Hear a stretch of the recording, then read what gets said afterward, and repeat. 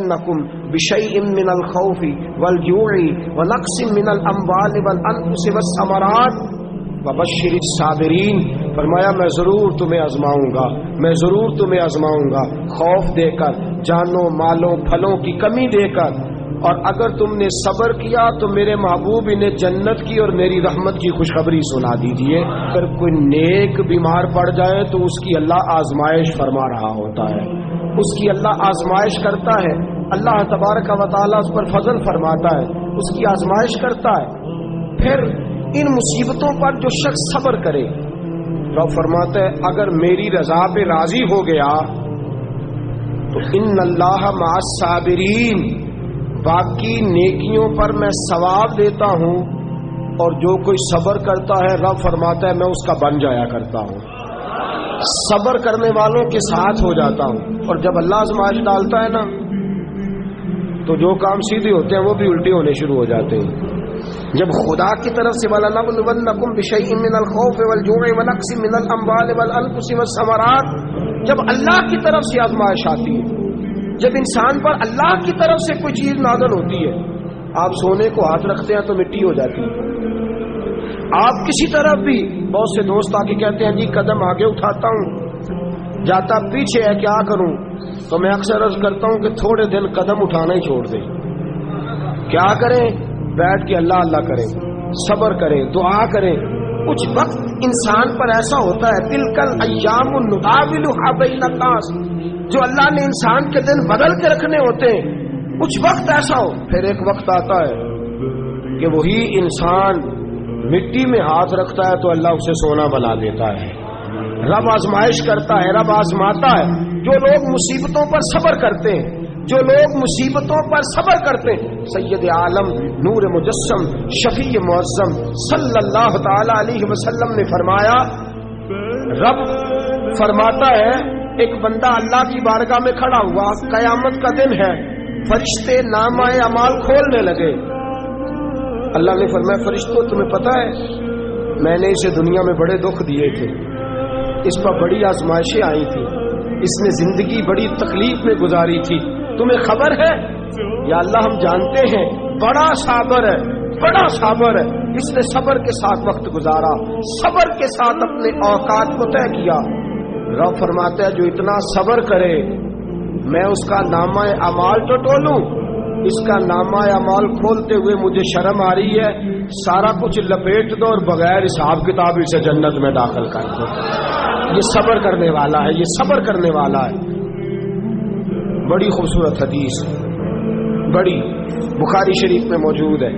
بخاری شریف کی یہ حدیث ایسی ہے جسے میں جب بھی پڑھتا ہوں میں چوم لیتا ہوں۔ حدیث کیا ہے؟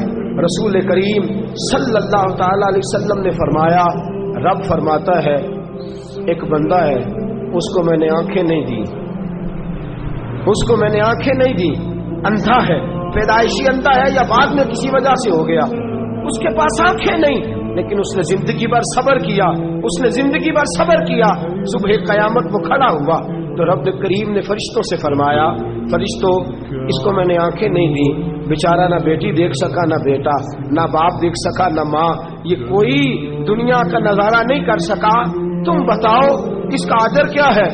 فرشتے کہتے ہیں مولا جنت کا اعلیٰ درجہ دے دے، اللہ اسے بے حساب بخش دے۔ رب فرماتے اس نے ساری زندگی بغیر آنکھوں کے صبر کیا ہے، اسے صرف جنت نہیں ملے گی بلکہ آج اسے اس کا رب اپنا دیدار بھی کرائے گا۔ فرمایا قیامت میں لوگ جنت کے نظارے کریں گے اور یہ اللہ کا دیدار کرے گا، اس کو رب کریم کے جلوے دکھائے جائیں گے، اس لیے کہ یہ صابر رہا۔ اور میرے اعلیٰ حضرت فاضل بریلوی رحمۃ اللہ علیہ فرماتے ہیں جو صابر ہوتا ہے نا، توجہ ہے آپ کی، میری بات کی سمجھ آ رہی ہے؟ اعلیٰ حضرت فرماتے ہیں بڑا قیمتی جملہ، فرماتے ہیں جو صابر ہوتا ہے وہ سکون میں ہوتا ہے۔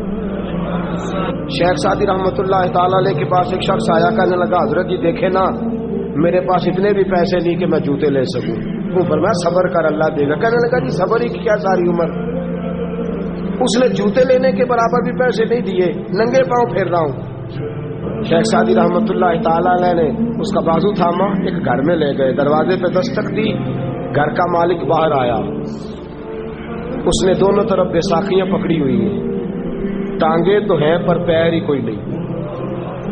فرمانے لگے بتا یہ اچھا ہے کہ تو؟ کہنے لگا جی میں آپ سے بھی معافی مانگتا ہوں، اپنے رب سے بھی معافی مانگتا ہوں۔ نبی پاک صلی اللہ تعالی علیہ وسلم نے فرمایا خدا اگر تجھے مصیبت دیتا ہے نا، اور ان مصیبتوں پر جب اللہ تجھے قیامت میں اجر دے گا تو تیرا دل چاہے گا کاش سکون ہوتا ہی نہ، آزمائشیں ہی آزمائشیں ہوتی، تو وہ اجر دیکھے گا۔